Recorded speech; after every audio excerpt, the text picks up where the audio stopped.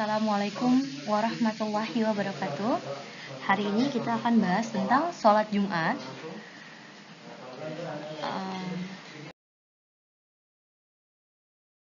Pengertian sholat Jumat.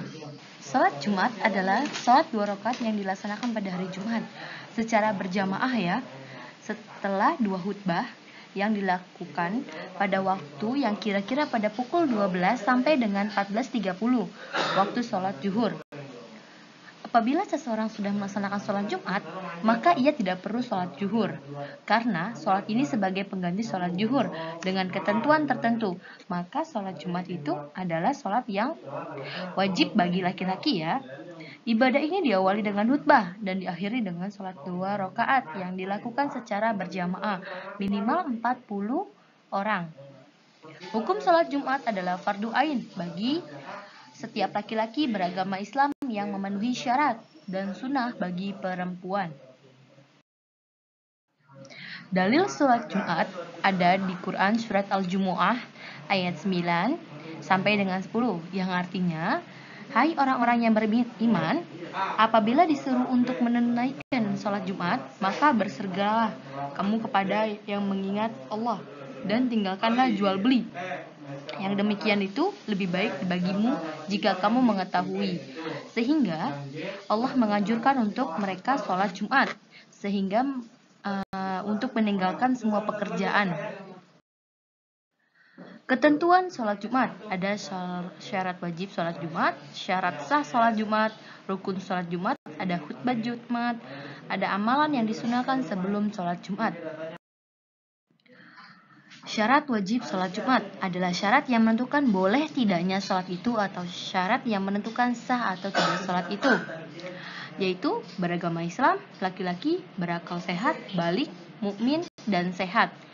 Alasan boleh tidak melaksanakan sholat Jumat biasanya bencana alam, musafir, orang yang berpergian jauh, perjalanannya tidak aman atau sangat sulit untuk melakukan sholat Jumat, orang sakit. Khutbah Jumat adalah ceramah bagi seorang khotib, orang yang berkhutbah yang disampaikan di depan jamaah sebelum sholat Jumat dilaksanakan.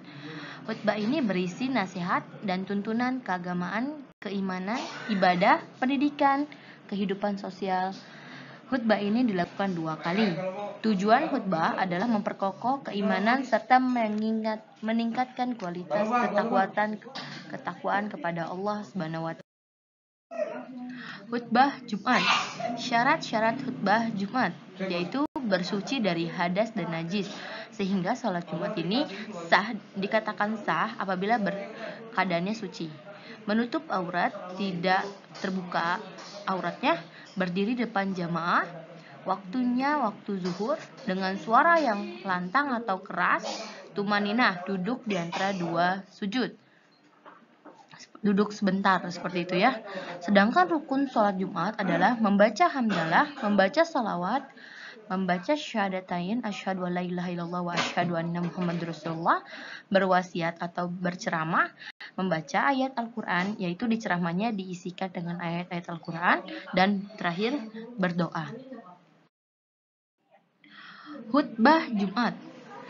Ada sunnah khutbah Jumat, yaitu disampaikan di atas mimbar, karena harus di tempat yang lebih tinggi ya, biar kelihatan, mengucapkan salam, duduk setelah mendengarkan azan, membaca sholawat.